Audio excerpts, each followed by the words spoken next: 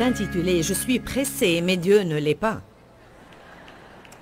Souvent, si Dieu n'agit pas selon mon programme de travail, et s'il ne fait pas ce que je veux et quand je veux, je peux me sentir mécontente et troublée dans mon esprit. J'aimerais bien vous citer encore une fois ce que l'apôtre Paul a dit dans Philippiens 4, 11. J'ai appris à être content. La Bible amplifiée dit « satisfait au point de ne pas être troublé ou perturbé ». Ceci ne veut pas dire qu'il n'a jamais voulu changer. Nous allons tous vouloir changer. Mais l'essentiel, c'est que Dieu veut que nous jouissions de notre vie.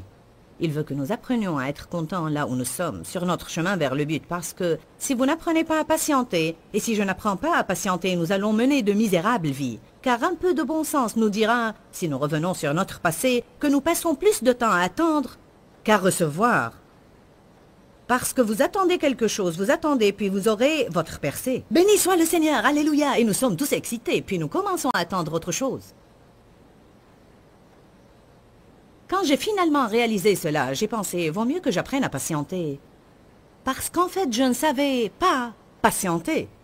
Une des faiblesses de mon caractère est que je suis impatiente de nature.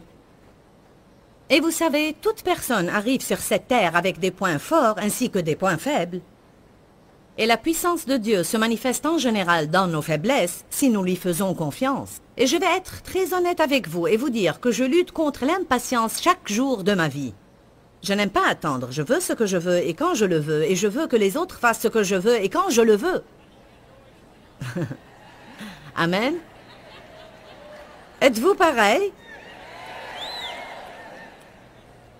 Ce matin, Dave a porté un pantalon qui n'était pas du tout assorti avec sa veste, et à la dernière minute, il fallait qu'on lui repasse un autre pantalon. L'important, c'est que nous étions en route pour venir ici, et il était 10h10, et moi je n'arrive pas en retard à mes réunions.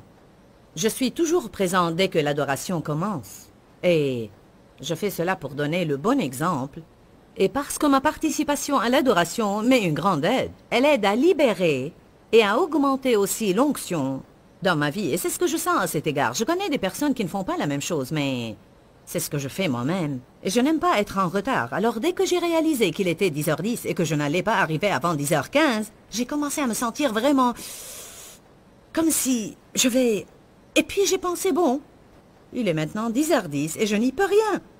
Il m'est impossible d'arriver à 10h moins 10. Nous sommes souvent très énervés et contrariés par des différentes choses que nous ne pouvons pas changer, des choses qui ont déjà eu lieu et que nous ne pouvons pas changer du tout. Alors là, nous devons faire confiance à Dieu pour qu'il règle les choses. Paul a dit, j'ai appris le secret d'être content que je sois rassasié ou affamé, que je sois humilié et que je n'ai pas ce que je veux et que je sois dans l'abondance et que j'ai tout ce que je veux. J'ai appris à être stable. Alors, si nous voulons jouir de notre vie comme il faut, nous aurons à apprendre à bien patienter. Qui ici ne sait pas patienter? Bon, certains pourraient attendre à jamais sans se soucier. Mon mari est l'un d'eux. Il dit... On verra, c'est le leitmotiv de Dave, on verra. Béni soit le Seigneur, lent et solide, rapide et fragile, alors que moi... Il a une capacité surnaturelle. Avez-vous jamais remarqué comment Dieu vous met souvent avec une personne de caractère opposé? Il y a ici des parleurs mariés à des personnes qui parlent rarement. Il y a aussi beaucoup de personnes qui s'enthousiasment vraiment pour tout. Oh, gloire à Dieu! Mariés à des personnes qui sont...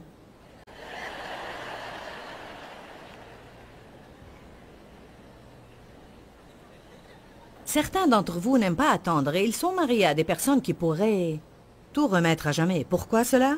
C'est parce que nous avons besoin l'un de l'autre. Et je ne sais pas ce qui arriverait si Dave et moi étions semblables. Nous aurions eu de sérieux problèmes. Lui m'encourage à être patiente et moi à mon tour je l'encourage à se presser. Voilà comment ça se passe. Allez à Jacques chapitre 5. Je vous dis, je veux jouir de ma vie. Je veux vraiment jouir de ma vie et je ne veux pas gaspiller mes jours. Ceci est important pour nous tous, mais quand vous aurez mon âge, ça deviendra beaucoup plus important.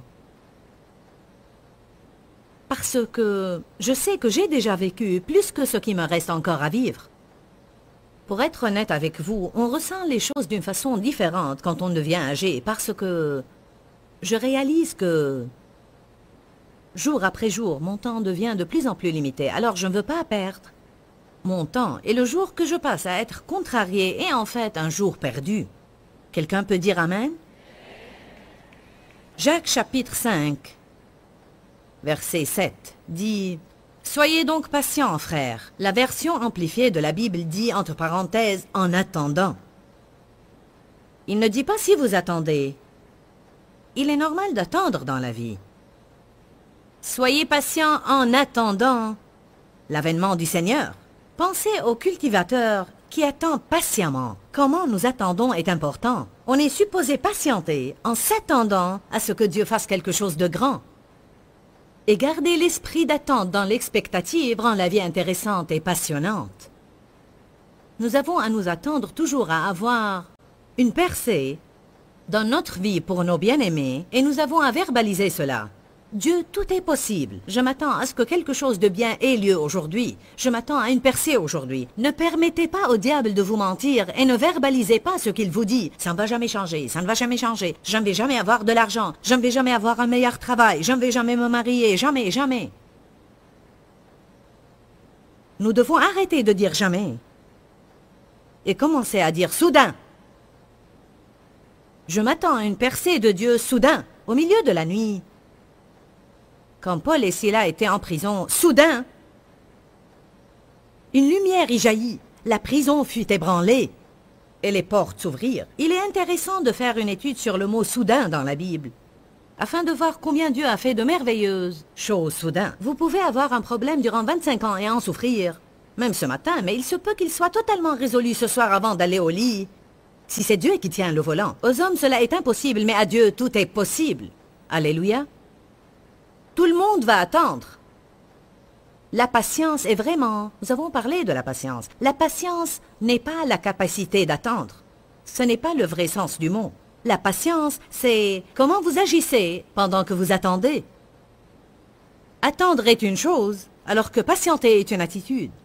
La patience ne se développe que durant les tribulations.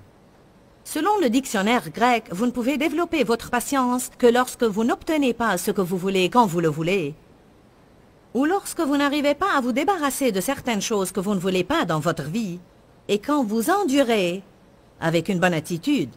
Quand j'endure avec une bonne attitude, je développe ma patience. On reçoit les dons, mais le fruit grandit et se développe. Le Seigneur dépose la graine du fruit de l'Esprit en nous quand le Saint-Esprit vient habiter en nous. Puis chacun de ces 9 fruits dont la Bible parle dans Galates a à se développer dans notre vie. Le développement veut dire que nous aurons à nous en servir. Comment vous développez vos muscles? Vous vous en servez. Comment vous développez le fruit de l'Esprit? Vous vous en servez. Il faut qu'il y ait une raison pour que vous vous en serviez et puis il se développe. Alors quand nous passons par des moments difficiles, nous devons dire « je grandis ». Ça fait mal, mais je grandis.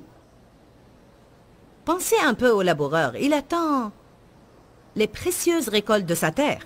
Pensez comment il garde sa patience vigilante à leur égard, jusqu'à ce qu'il ait reçu les pluies de la première et l'arrière-saison. C'est quoi la patience vigilante? Ce sont les choses qu'il fait en attendant. Il arrose, il arrache les mauvaises herbes, il continue à faire les choses qu'il sait qu'il est supposé faire, et il attend. Il se lève puis rentre dormir, il se lève puis rentre dormir, et il fait fructifier jusqu'à la moisson.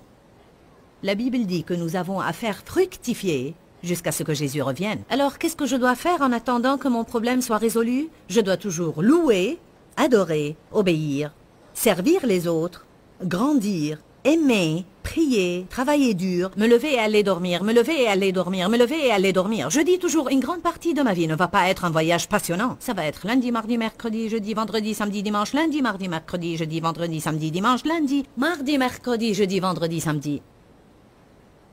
Je veux vous dire que toute nouvelle chose dans la vie est excitante au début, mais elle perdra de son excitation après que vous l'ayez faite plusieurs fois. Et les gens les plus misérables, à mon avis, sont ceux qui passent toute leur vie à trouver quelque chose de passionnant pour y participer et ils vivent selon leurs émotions Et quand une certaine relation ne leur est plus passionnante, ils cherchent une autre qui est plus passionnante. Quand une église ne leur est plus passionnante, ils pensent que cette saison est terminée et qu'il est temps de changer d'église.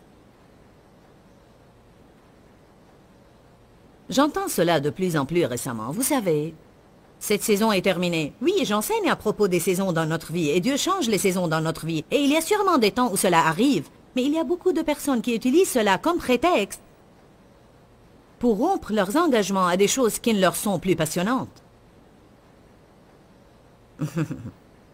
Car bien que Dieu fasse des changements dans nos niveaux d'engagement, il faut que vous soyez engagés à faire quelque chose pour une certaine période de temps pour que vous puissiez dire que vous étiez engagés.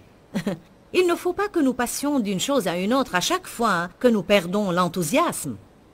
Vous n'avez pas besoin d'une grande onction du Saint-Esprit pour que vous commenciez quelque chose. Toute personne peut commencer quelque chose. Mais ce sont ceux qui terminent ce qu'ils ont commencé que j'admire. Alors apprenez à espérer en Dieu avec une bonne attitude. Attendre n'est pas un choix que nous faisons. C'est Dieu qui détermine le moment de l'accomplissement des choses dans notre vie. Alors on va attendre. Dites tous, je vais attendre. C'est un fait. Je vais attendre. Comment nous attendons est important. Alors il dit, attendez avec espérance. Continuez à faire ce que vous devez faire pendant que vous attendez. Gardez votre patience, vigilante sur les graines de foi que vous avez semées. Continuez à adorer, continuez à prier, continuez à croire, continuez à servir les autres. Aider les autres constitue une grande partie de votre percée. Je ne crois pas qu'il suffit de prier seulement. Et je ne crois pas qu'il suffit de faire confiance à Dieu. Le psaume 37 vous dit quoi faire au moment des tribulations. Et la Bible dit, confie-toi en l'Éternel et pratique le bien. Je dois faire deux choses, me confier en Dieu et continuer à aider les autres. Et si j'avais un problème aujourd'hui, peut-être que j'ai un problème. Peut-être que j'ai un problème personnel, mais ceci ne m'a pas poussé à rester chez moi et ne m'a pas empêché de venir ici. Beaucoup de personnes, quand elles font face à un problème, arrêtent de faire ce qu'elles doivent faire. Vous devez continuer à persévérer. Ne vous lassez pas à faire le bien. Continuez à prier, continuez à croire, continuez à confesser, continuez à faire confiance, continuez à donner et à servir. Gardez votre patience vigilante ou la routine que le Seigneur vous a assignée. Continuez à attendre avec espérance et dans l'expectative, et les récoltes rempliront certainement vos terres. Pourquoi? Car c'est une loi spirituelle, et il n'y a pas moyen que les choses se passent autrement. Alléluia. Bien, je suis dans Pierre, et j'ai perdu Jacques. Restez dans Jacques. Bon. Il garde sa patience vigilante jusqu'à ce qu'il ait reçu les pluies de la première et de l'arrière-saison. Vous aussi, soyez patients. Affermissez vos cœurs. Fortifiez-vous et consolidez-vous, car l'avènement du Seigneur est proche. Nous allons lire les 5 premiers mots du verset 9. Ne vous plaignez pas, frères. Amen. Notre attitude est un choix que nous seuls faisons. Personne d'autre ne peut me choisir mon attitude. Vous savez cela? Dieu détermine le moment de l'accomplissement des choses. Mais nous seuls choisissons notre attitude. Je ne sais pas si c'est votre cas, mais moi j'ai parfois à travailler chaque jour sur mon attitude. Je veux attendre avec une bonne attitude et avec un cœur plein d'espoir jusqu'à ce que ma moisson remplisse le terrain à n'importe quel moment. Psaume 27. Dans le psaume 27, versets 13 et 14, David a dit des choses d'une première importance. Il a dit « Que serais-je devenu si je n'avais pas cru que j'allais voir la bonté de l'Éternel sur la terre des vivants ?» Il dit « J'aurais certainement coulé dans le puits de dépression. J'aurais vécu toute ma vie dans la misère. Que me serait-il arrivé si je n'avais pas cru que j'allais voir la bonté de Dieu non seulement au ciel, un de ces jours, mais durant ma vie ici sur la terre. Espère en l'Éternel Tout-Puissant. Fortifie-toi, sois courageux, et que ton cœur s'affermisse et endure. Oui, espère en l'Éternel, et attends patiemment. Tout le monde attend. Moïse a attendu 40 ans. Dans un endroit désagréable dans les déserts. Joseph a attendu 14 ans, dont la plupart en prison pour un crime qu'il n'a pas commis. Abraham a reçu une parole directe de Dieu, une promesse, et il a attendu 20 ans la naissance d'Isaac. C'est dû en partie à ce qu'il a eu une idée intelligente de la chair, et il a eu Ismaël entre-temps.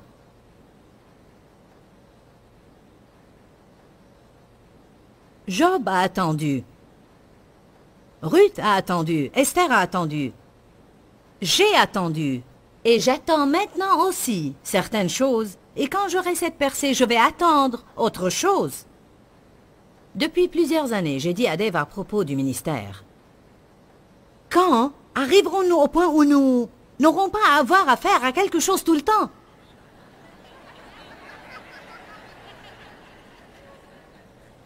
Il a répondu « Jamais ». Très calmement. Il ne m'a pas fait un sermon, il a dit « Jamais ». Et vous savez, c'est la vérité. Tant que nous sommes vivants sur cette terre, nous pourrions vivre plusieurs jours ou même plusieurs semaines où tout est formidable, mais la plupart du temps de notre vie, chacun d'entre nous va avoir affaire à quelque chose. Il y a quelque chose ou quelqu'un avec qui nous avons affaire et qui fera de sorte que notre vie soit toujours inférieure à la perfection que nous aurions aimé avoir. Alors qu'est-ce qu'on va faire à votre avis si on ne développe pas ce fruit de patience? Ou si on n'apprend pas à attendre? Combien d'entre vous attendent quelque chose maintenant dans leur vie? Regardez, je ne vois pas beaucoup de mains qui ne sont pas levées.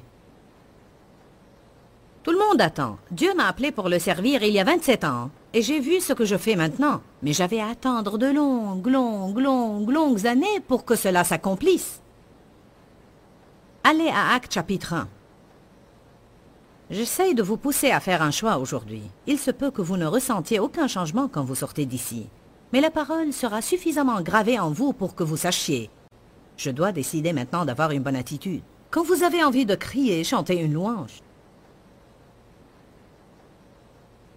Tout le monde voudrait toujours savoir quand Dieu quand.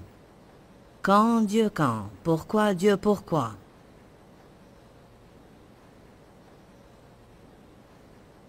Verset 6. Alors les apôtres réunis lui demandèrent, « Seigneur, est-ce en ce temps que tu rétabliras et restaureras le royaume d'Israël » Il leur répondit, « Ce n'est pas à vous, et il ne vous appartient pas, d'être informés de ce que l'avenir porte, et de connaître les temps ou les périodes ou les années ou les saisons ou les moments critiques dans les prochaines années à venir, que le Père a fixé, déterminé et réservé de son propre choix, de sa propre autorité et par son propre pouvoir. » Il leur répondit en d'autres termes, ou si on le disait dans notre langage actuel, « Ça ne vous regarde pas. » N'est-ce pas ça ce qu'il a dit? Ce n'est pas à vous de connaître. Ce privilège m'appartient. C'est moi qui connais les temps. Dieu veut que nous lui fassions confiance pour savoir qu'il accomplira les choses dans notre vie au bon moment. Laissez-moi maintenant vous citer une déclaration qui m'est très importante. Avoir confiance en Dieu n'existe pas sans avoir des questions restées sans réponse. Si nous connaissions tout ce que Dieu connaît, il ne serait plus notre Dieu. Car celui qui va être Dieu dans ma vie doit connaître plus que moi, n'est-ce pas?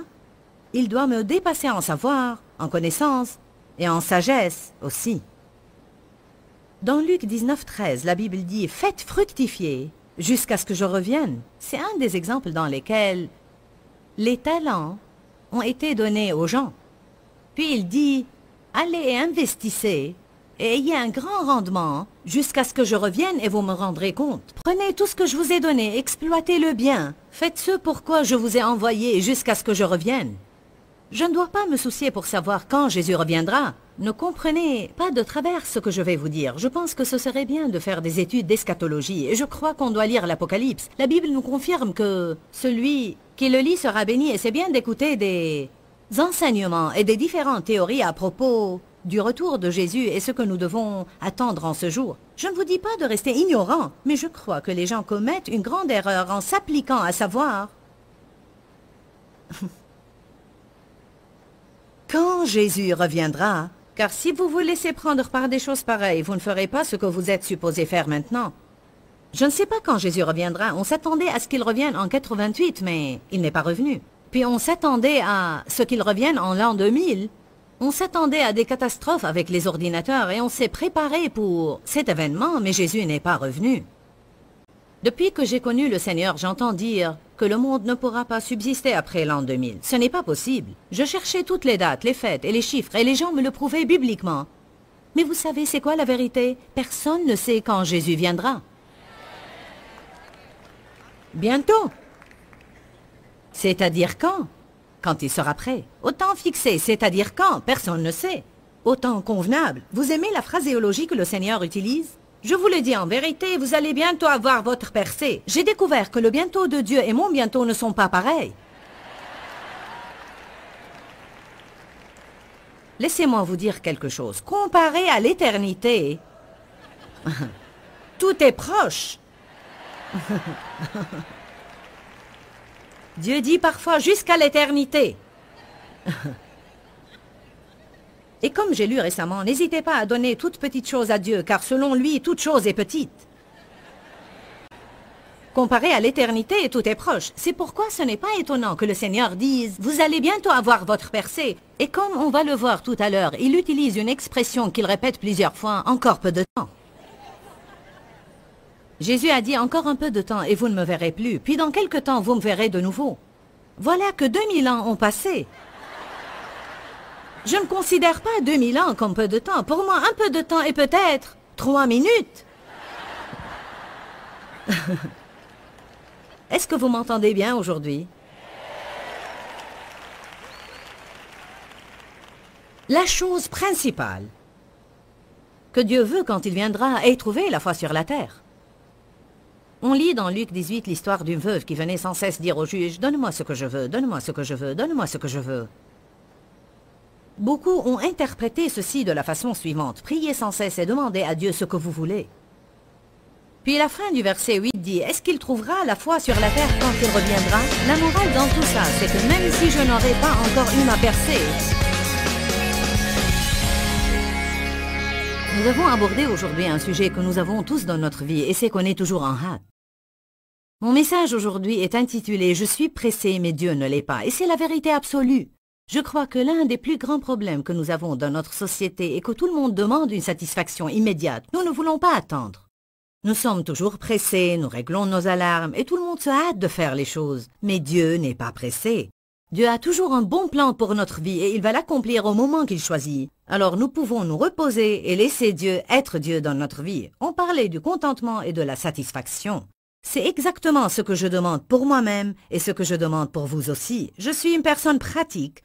Et quand je me rends compte que j'ai besoin que quelque chose opère dans ma vie, je me demande alors pourquoi il n'opère pas dans ma vie. Une des choses que j'ai découvertes dans ma vie est que je n'étais pas satisfaite parce que j'étais toujours pressée et je voulais que mes désirs soient exaucés avant que Dieu ne soit prêt à me les donner. Nous devons avoir confiance en Dieu et nous devons croire que son temps est absolument parfait pour notre vie. Si Dieu me donne les choses quand je les veux, même si je ne suis pas prête à les avoir, je serai alors misérable. Je vais vous encourager aujourd'hui à prendre une décision. Je vais avoir confiance en Dieu. Je vais croire qu'il choisit bien les moments dans ma vie. Et je ne vais pas perdre cette journée à être misérable. Je vais jouir de cette journée que le Seigneur m'a donnée. Pourquoi, Seigneur, pourquoi? Dans ce livret, Joyce Meyer nous enseigne à travers la parole comment être délivré de la confusion. Pour obtenir ce livret gratuitement, écrivez-nous à Joyce Meyer, boîte postale 40095-6300 Larnaca, Chypre. Ou bien visitez notre site web www.joycemeyer.org/fr.